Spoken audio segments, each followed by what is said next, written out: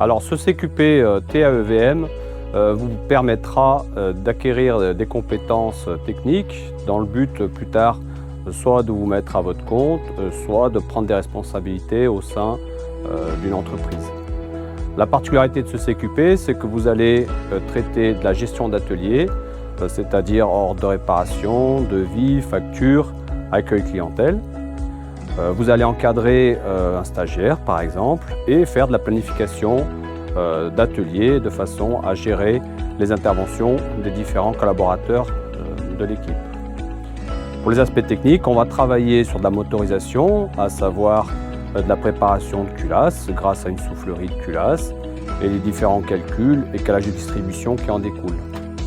Sur la partie injection, on va faire du diagnostic qui va nous permettre de travailler sur des motos récentes, déceler des pannes, jusqu'à faire de la programmation, c'est-à-dire reprogrammer une cartographie sur un banc de puissance.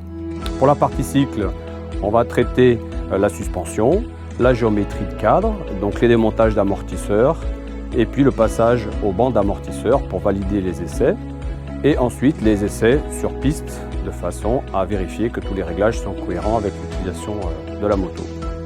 Dans les partenariats que nous avons avec nos entreprises, nous pouvons citer Gobi Racing, qui nous prend nos élèves en stage, de façon à perfectionner la partie suspension. Nous avons également le team Vultaïs, avec lesquels les jeunes partent sur des courses d'endurance. Cela représente un tiers de leur formation.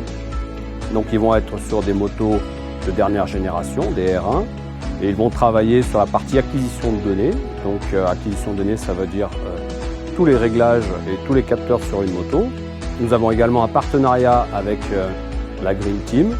Donc au travers de cette association, nos jeunes peuvent aller dans une entreprise de mécanique générale et là ils vont pouvoir faire du tournage et du fraisage, ce qui fait partie de leur formation.